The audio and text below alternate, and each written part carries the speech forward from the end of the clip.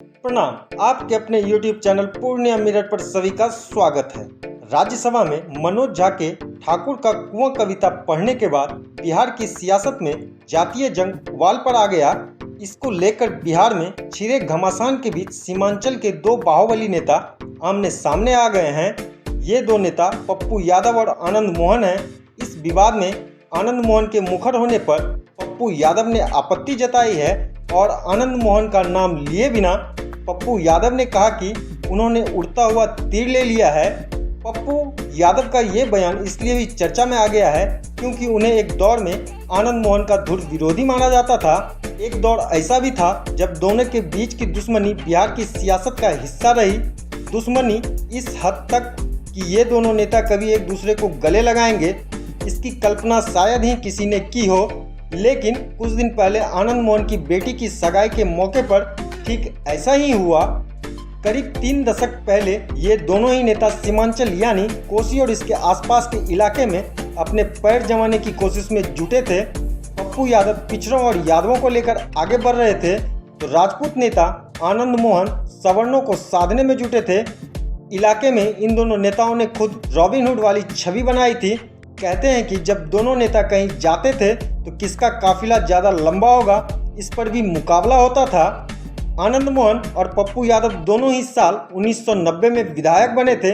आनंद मोहन सहरसा जिले के महिषी सीट से जनता दल के टिकट पर चुनाव जीते थे, जबकि पप्पू यादव को जनता दल ने टिकट नहीं दिया तो वो मधेपुरा के सिंहेश्वर से निर्दलीय ही चुनाव लड़े और जीत गए। 1990 में ही लालू प्रसाद यादव बिहार के मुख्यमंत्री बने थे। उस दौर में बिहार में पिछड़ों के लिए भी राजनीति का एक नया अध्याय शुरू हुआ था। इसी साल तत्कालीन प्रधानमंत्री वीपी सिंह ने मंडल कमीशन की सिफारिशों को लागू करने का ऐलान किया था।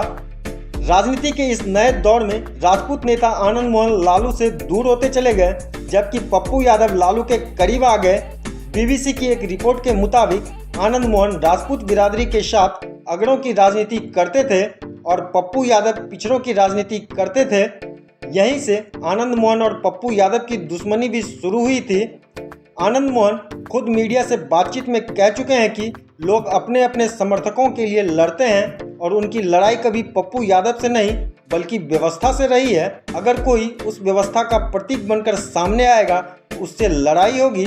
वहीं पप्पू यादव ने भी पुरानी दुश्मनी के मुद्दे पर कहा है कि उनकी आनंद मोहन से कभी लड़ाई नहीं रही। पप्पू यादव भी अपने समर्थकों को सदियों से दबाए जाने की बात करते हैं। साल 1991 में बिहार की मधेपुरा सीट पर उपचुनाव के दौरान इन दोनों नेताओं की दुश्मनी खुलकर सामने आई थी।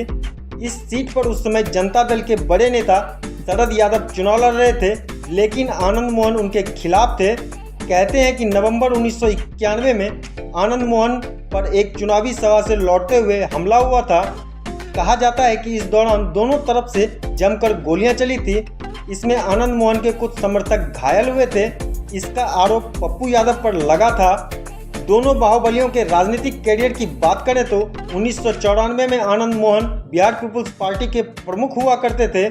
उन पर भीड़ के साथ मिलकर 5 दिसंबर 1994 को गोपालगंज के डीएम जी कृष्णैया की हत्या का आरोप लगा था। इसी आरोप में वो आजीवन कारावास की सजा भी काट चुके हैं। हाल ही में उन्हें नीतीश कुमार की सरकार ने नियम बदलकर जेल से आज़ाद किया है। आनंद मोहन खुद शिवहर से सांसद रहे हैं। उनकी पत्नी लवली आनंद भी सांसद रही हैं, जबकि उनके बेटे चेतन आनंद फिलहाल शिवहर से आरजेडी के विधायक हैं। वहीं राजेश रंजन और पप्पू यादव सीमांचल की अलग अलग सीटों से कई बार लोकसभा चुनाव जीत चुके हैं। वो 1991, 1996, 1999 पूर्णिया से, फिर 2004 और 2014 में मधेपुरा से सांसद रहे हैं। पप्पू यादव स्वतंत्र उम्मीदवार के तौर पर भी चुनाव जीत चुके हैं। वो समाजवादी पार्टी और आरजेडी में भी रहे हैं। फिलहाल उन्होंने जन अधिकार पार्टी बनाई है।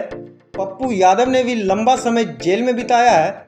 उन पर 1998 में माकपा विधायक अजित सरकार की हत्या का आरोप भी था, जिसके लिए वो कई साल तक जेल में रहे। पप्पू यादव पर इसके अलावा भी कई अपराधों का आरोप लग चुका है। पप्पू यादव की पत्नी रंजीत रंजन सुपौल से कांग्रेस की सांसद रही हैं। फिलहाल वो कांग्रेस की ही राज्यसभा सांसद हैं। आज के लिए बस इतना ही। अगर आपको यह वीडियो अच्छा लगा तो इसे लाइक करें, शेयर करें, कमेंट करें और अपने चैनल को सब्सक्राइब करना ना भूलें। मिलेंगे कुछ और नए वीडियो के साथ, तब तक आप देखते रहिए पूर्णिया मिरर। जय हिंद, जय बिहार।